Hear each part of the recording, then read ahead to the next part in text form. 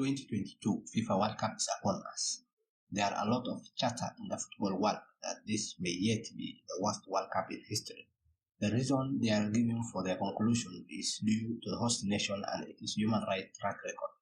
If we were to base how a tournament will pan out even before it begins on such unrelated reasons, then we may as well change the host nation for the 2026 World Cup tournament, since the US has a worse human rights record than Qatar. The West has been peddling the notion that they are the standard setters when it comes to morals.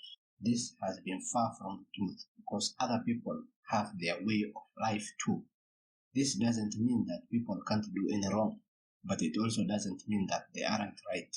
So, for the whole Western media to drive the narrative that Qatar has a damning human rights violation and that the rest of the world should be as outraged as them is wrong. The rest of the world can think for themselves and decide what is right or wrong. So please keep your opinions to yourself.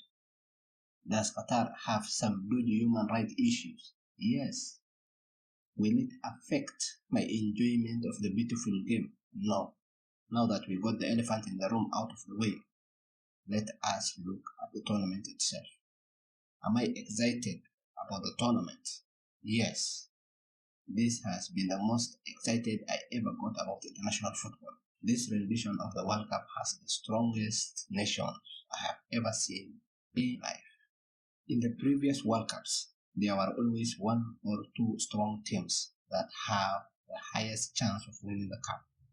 But in this tournament, there are around 6 teams that have strong enough squads to win it. They are just the big names like France, Brazil, Argentina, England, Portugal, and Germany. I haven't even included the teams that I'm excited to see in this world stage, like Denmark, who performed well in the Euros 2020, and the African champions Senegal. There are also the likes of Uruguay and Spain, who can throw a spanner in the mix. One team that I'm excited to see in this tournament is Serbia. It is a very balanced team. No big name superstar players, but it is still a strong team. Their group game against Brazil will be one to watch in this tournament.